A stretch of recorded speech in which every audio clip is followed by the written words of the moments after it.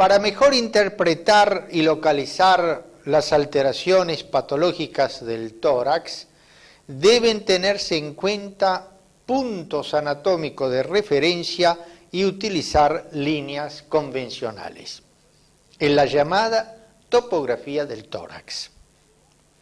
Los puntos anatómicos de referencia comprenden el ángulo esternal de Lewis, que es la sobreelevación que existe en la unión entre el manubrio y el cuerpo del esternón. A es la carilla articular para la clavícula y B para el primer cartílago costal. La primera costilla se esconde detrás de la clavícula, por lo que no se palpa. Se pinza el ángulo entre el índice y el pulgar de la mano izquierda, estando el médico a la derecha del enfermo, y se corre hacia afuera y se palpa el segundo cartílago costal que corresponde al ángulo de Lewis, a la articulación entre el manubrio y el cuerpo del esternón. Inmediatamente por debajo está el segundo espacio intercostal. A partir de este se pueden contar los demás espacios intercostales siguiendo una línea oblicua, porque con el esternón solo se articulan las primeras costillas. En cambio, la octava, la novena y la décima lo hacen unidas, libres, de ahí el nombre de flotantes que le corresponde a la undécima y duodécima. En el hombre, el pezón corresponde al cuarto espacio intercostal, un poco por debajo y por dentro se palpa el choque de la punta. Repasando, el ángulo de Lewis, esto es la articulación entre el manubrio y el cuerpo del esternón, corresponde al segundo cartílago costal. Inmediatamente por debajo está el segundo espacio intercostal. Por detrás es difícil contar las costillas, por eso se utilizan otros reparos anatómicos, como el borde superior de la escápula, que corresponde a la segunda vértebra dorsal y por lo tanto a la segunda costilla, y el ángulo inferior de la misma, que corresponde a la séptima vértebra dorsal y por ende a la séptima costilla. Por lo tanto, el borde interno del omóplato va desde la segunda a la séptima costilla. Con el dorso flexionado se pueden palpar y contar las apófisis espinosas a partir de la séptima cervical, llamada vértebra prominente. A veces las prominentes son dos, la séptima cervical y la primera dorsal. Las apófisis espinosas de las vértebras dorsales, de dorsal 4 a 12, forman un ángulo oblicuo hacia abajo, por lo que cada una no está frente al cuerpo de su propia vértebra, sino al cuerpo de la vértebra que está por debajo. Por ejemplo, la apófisis espinosa de la quinta dorsal está frente a la sexta y por ende al lado de la sexta costilla. Las apófisis espinosas de la columna lumbar son en cambio horizontales y corresponden al cuerpo de su propia vértebra. La tráquea se extiende desde la sexta vértebra cervical a nivel del cartílago cricoides hasta el mediastino superior y a nivel de la unión del manubrio con el cuerpo del esternón, es decir, el ángulo esternal de Lewis. Se divide en bronquio derecho e izquierdo.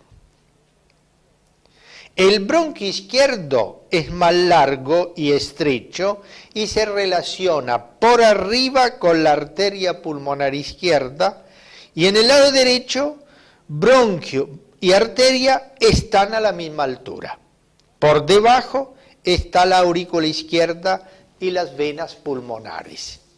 Normalmente, el eje bronquial forma con la línea vertical medio esternal un ángulo de 40 grados llamado ángulo de Macruz. El bronquio izquierdo se relaciona con la aurícula izquierda. Cuando ésta aumenta de volumen, el ángulo se agranda. En cambio, la dilatación de la arteria pulmonar izquierda, como sucede, por ejemplo, en la comunicación interauricular, al estar por encima del bronquio, lo comprime hacia abajo, disminuyendo el ángulo. En el dorso, la tráquea comienza a nivel de la sexta apófisis espinosa cervical y termina a nivel de la cuarta apófisis espinosa dorsal, a cuyo nivel se divide en ambos bronquios. El bronquio derecho, a nivel de la quinta vértebra dorsal, es más vertical y prolonga la tráquea. El esófago comienza a nivel del cartílago cricoides, sexta vértebra cervical, y entra en el estómago, el cardias, a nivel de la articulación xifoideo-esternal. Comprende las partes cervical, suprabronquial, infrabronquial, diafragmática, abdominal. El trazado de líneas convencionales permite dividir el tórax en zonas para ubicar mejor los trastornos patológicos. Sobre la cara anterior, en sentido vertical, se trazan la línea medio esternal, la esternal al lado del esternón, que se prolonga abajo hasta la axilar posterior, la medio clavicular y la axilar anterior. Y en sentido horizontal, la línea clavicular que sigue la clavícula, la línea tercera costal que parte de la línea esternal a la altura del tercer cartílago costal hasta la axilar anterior, la línea de la sexta costal que pasa por la sexta costilla hasta la línea axilar posterior. Se constituyen así distintas regiones: supraclavicular para el vértice pulmonar, infraclavicular para el lóbulo superior, mamaria con el lóbulo medio e inferior a la derecha y el inferior a la izquierda. Además, encierra la región precordial. Hipocondrio con el fondo de saco pleural. Sobre la cara lateral, las líneas verticales son la axilar anterior, media y posterior, y las horizontales, la sexta costal que divide el flanco en dos regiones, axilar superior e inferior, llamada también región axilar e infraaxilar, que corresponden a todos los lóbulos pulmonares.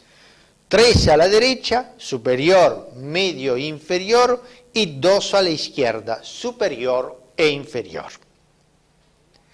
Sobre la cara posterior comprenden en sentido vertical la axilar posterior, la escapular que pasa por el ángulo del omóplato y para otros por el borde interno del mismo, la vertebral que sigue las apófisis espinosas.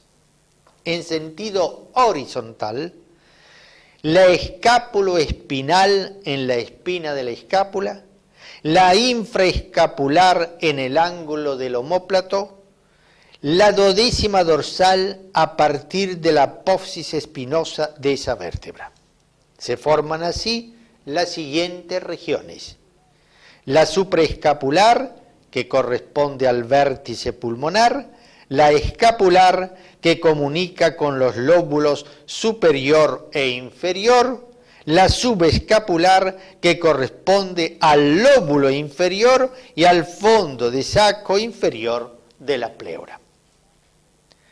Entre ambos omóplatos se encuentra la región interescápulo-vertebral. Se relaciona con ambos lóbulos inferiores y solo en parte con los superiores. Sobre ella se proyecta la tráquea y su división bronquial a nivel de la quinta vértebra dorsal. Los vértices pulmonares se proyectan unos 4 centímetros por arriba de las clavículas por delante y por detrás a nivel de la séptima cervical. El borde anterior del pulmón a la derecha sigue el fondo de saco anterior y a la izquierda lo sigue hasta el cuarto cartílago costal. Aquí forma una escotadura que alberga al corazón. El fondo de saco derecho desciende por el borde izquierdo del esternón hasta el cuarto cartílago costal izquierdo. El borde inferior de ambos corresponde al sexto cartílago en la línea paraesternal y al séptimo a nivel de la línea hemiclavicular y axilar anterior y al noveno a nivel de la línea axilar media.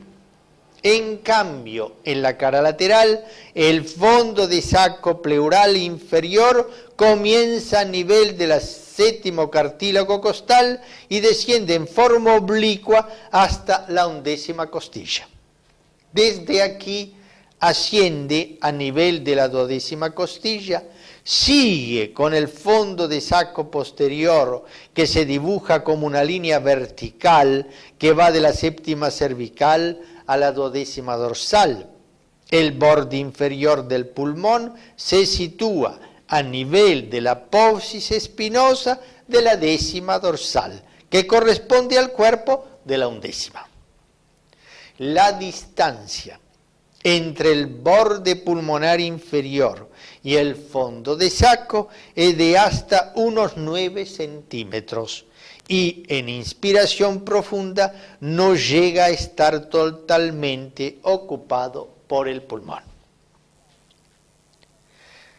Cada pulmón se divide en 2 partes aproximadamente iguales por la presencia de una cisura, la cisura mayor u oblicua. Se ha constituido así tanto a la derecha como a la izquierda el lóbulo superior y el lóbulo inferior. Pero el pulmón derecho presenta otra cisura, la cisura menor u horizontal, por lo que aquí los lóbulos son 3, superior, medio e inferior. A la izquierda, hacia las veces del lóbulo medio, el lóbulo de la língula, que es parte del lóbulo superior. Las grandes cisuras de los 2 pulmones son simétricas, vistas de frente, y en el dorso comienzan a nivel de la 3ª vértebra dorsal y siguen de manera oblicua hacia abajo y afuera. En la cara lateral siguen de forma oblicua de arriba abajo y de atrás adelante y cortan la línea axilar media a nivel de la 5ª costilla. Y termina por delante a nivel de la 6ª costilla sobre la línea hemiclavicular. La cisura menor u horizontal del lado derecho se separa de la cisura mayor a nivel de la 5ª costilla sobre la axilar media. Se separa en el borde externo de la escápula a unos 6 centímetros del ángulo inferior de la misma. Es horizontal y termina por delante a nivel de la 4ª costilla. Esta cisura separa el lóbulo superior del lóbulo medio. El lóbulo medio es separado del inferior por la cisura oblicua o mayor. Estas cisuras forman un plano oblicuo helicoidal que mira hacia arriba y adelante para la gran cisura, y por la cisura menor un plano horizontal que también mira hacia arriba y adelante. Por eso, los derrames cisurales toman un aspecto helicoidal o suspendido según se trate de cisura mayor o menor. Quiere decir que las cisuras se ven radiológicamente solo cuando están alteradas por un proceso patológico. Clínicamente, si le solicitamos al enfermo que se tome el hombro opuesto con la mano, la cisura sigue el borde interno de la escápula. Lo mismo sucede si el enfermo levanta el brazo del mismo lado. La cisura oblicua sigue el borde interno de la escápula. En esta imagen vemos la proyección de ambas cisuras sobre la cara lateral del tórax. El pulmón derecho consta de 3 lóbulos, divididos en segmentos. Cada segmento es triangular, con vértice iliar y base parietal, y es abastecido por un bronquio. Por ese motivo, constituye una unidad anátomo-funcional. El lóbulo superior comprende 3 segmentos. De acuerdo al número de salida del bronquio correspondiente, será 1 para el apical, 2 para el posterior y 3 para el anterior. En el anterior es común el carcinoma, en el posterior la tuberculosis. El lóbulo medio, por debajo de la cisura horizontal o menor y por arriba de la cisura mayor u oblicua, se encuentra en el campo medio derecho por debajo y por delante del superior. Comprende 2 segmentos, el 4 o lateral y el 5 o medial o cardíaco. El lóbulo inferior, por debajo de la cisura oblicua, comprende 5 segmentos. El 6 o apical, por detrás del lóbulo medio. El 7 o medial, hacia adentro y hacia abajo, los 3 basales. 8 o anterior, 9 o lateral y 10 o posterior. En el apical es común el absceso. Se ve bien en esta imagen que muestra las 2 cisuras y los 3 lóbulos con sus segmentos respectivos. 3 para el lóbulo superior, 2 para el lóbulo medio y 5 para el lóbulo inferior. El pulmón izquierdo comprende los lóbulos superior e inferior y el lóbulo de la língula que hace parte del superior, pues el bronquio del lóbulo superior se divide en 2, para el lóbulo superior y para la língula. El lóbulo superior comprende 2 segmentos, el 1 más 2 para la unión del segmento apical y posterior y el 3 para el anterior. Este lóbulo se llama también culmen. La língula es el similar del lóbulo medio derecho y se compone de 2 segmentos, el 4 superior que va adelante y el 5 o inferior que va hacia abajo. El lóbulo inferior tiene la misma segmentación que el derecho, apical o 6, medial o 7, basal anterior, lateral o posterior, esto es 8, 9 y 10. Lo muestra esta imagen, la cisura oblicua y los lóbulos superiores con el de la língula y el lóbulo inferior con sus 5 segmentos.